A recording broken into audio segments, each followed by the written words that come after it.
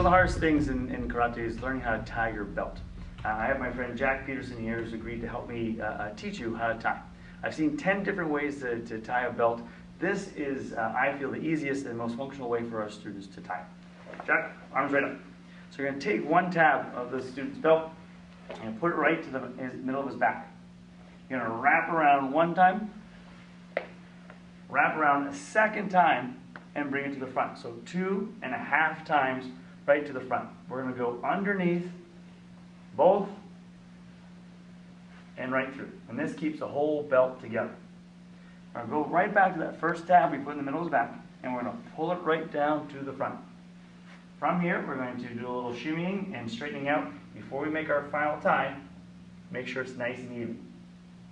You're going to take the one that comes out the bottom, and that's going to do all the work. It's going to travel underneath, it's going to go through the hole, and in the direction the tabs are going, we're going to pull. We're going to make sure it's nice and even here. We're looking for a nice square knot in the middle. Make sure it's nice and even going through.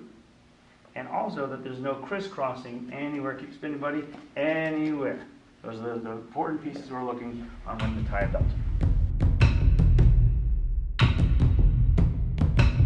Okay, folks, some of the most common mistakes when tying the belt. There's the two most common mistakes. One, folks do a great job getting it here and wrapping around. This is the easy part. Wrap around 2 times.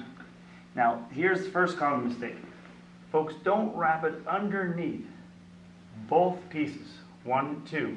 They only wrap it underneath one, here. And what happens with that is when you make that final tie, there's 2 different parts of the belt. It's almost like you have a little mouth. Hello, feed me. We want to wrap it underneath both parts. And then from here, pull this right down. And the second most common mistake is that we're going to have different lengths ties to the belt, and the students aren't shimmying it appropriately to even it out. So before you make that final tie, and